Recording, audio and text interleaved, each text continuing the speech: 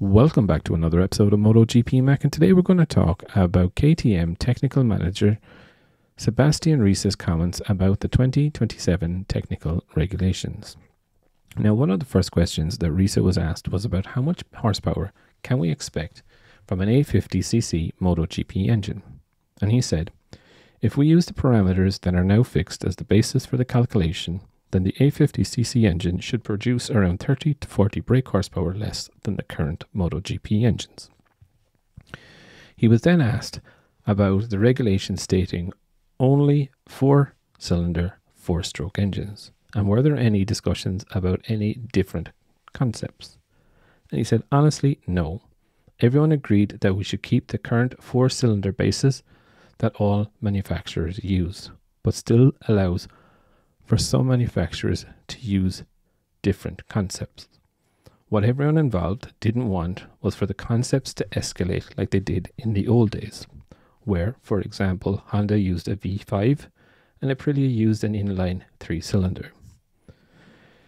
He was then asked about KTM currently running a 4-cylinder V configuration engine, and would this apply to the 850cc engine?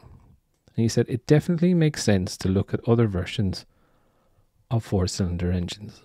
I wouldn't rule out using an inline 4 engine either. Now that sparked another question straight away. Does this mean that KTM is still undecided whether to use an inline or a V4 engine? And he said, what I can say is we have already decided what engine concept we are going to use. However, I cannot reveal which one today. Now, I find it very interesting. And when I initially read this, I was kind of freaked out that KTM were going to go for an inline 4 engine. And then I was kind of to myself, it is very early to be putting this out there if they were going to put it out there. So some of me then started to think, is this KTM kind of spoofing a small bit and putting other manufacturers down a different line that they're going to go?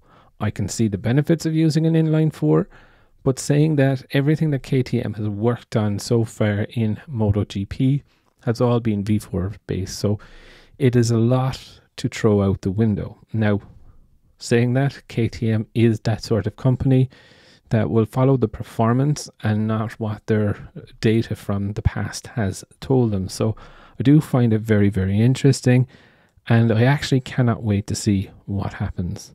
But I would definitely love to know your thoughts.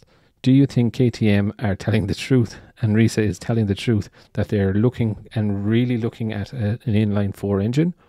Or are you thinking, like I'm kind of thinking, if I'm honest, that they're giving us a little bit of a spoof and sending us off in the wrong direction? Definitely leave your thoughts in the comments below, and I'll be back again tomorrow with another video.